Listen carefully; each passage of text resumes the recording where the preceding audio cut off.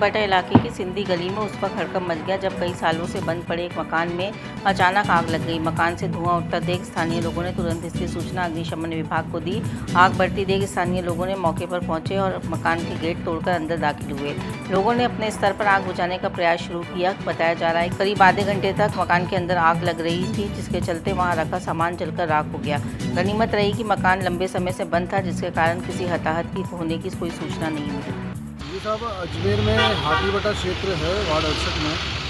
इस क्षेत्र के सिंधी गली जो कि अजमेर टावर के पास में जो गली आती है, उसमें एक मकान तकरीबन 6-7 साल से बंद पड़ा था। उस बंद पड़े मकान के अंदर शॉर्ट सर्किट होने की वजह से जो कारण हमें दिखे हैं कि ना तो वहाँ पे किसी का आना जाना है, ना कोई बत्ती जलती है, तो इसका कारण मुख्य कारण ये शॉर्ट सर्किट ही था, जिसमें इस क्षेत्र के अंदर ये आग लगी। पुराने जितने भी सामान पड़े थे जो यहाँ पे रहवासी रहते थे, उनके कपड़े, कागज़, लकड़ी, बेड, उस पर पड़े हुए गद्दे, रजाई, इनके ऊपर आग लगी। तो क्षेत्र के अंदर धुआं उठता हुआ दिखा तो वहाँ के क्षेत्रवासियों ने फ़ोन करके फायर ब्रिगेड को तुरंत ही बुला लिया।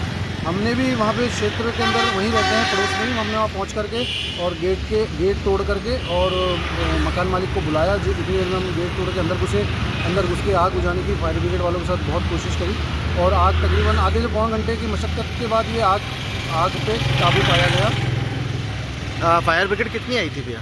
एक फायर ब्रिगेड आई थी इनकी छोटी वाली, जो क्योंकि गली सकड़ी थी उसी हिसाब से हमने फायर ब्रिगेड को बुलाया था और गली तक पहुंच गई थी, मकान तक पहुंच गई थी। गेट बंद होने की वजह से पहले तो उन्होंने जालियों में से पानी डाला, जिससे आग पे थोड़ा बहुत काबू पाया गया। उसके बाद हम गेट तोड़ के अंदर घुसने के बाद ऊपर चढ़ के और कमरे के गेट खोल करके और तकरीबन उस कमरे के अंदर पड़ा हुआ सारा सामान तकरीबन जल ही गया था।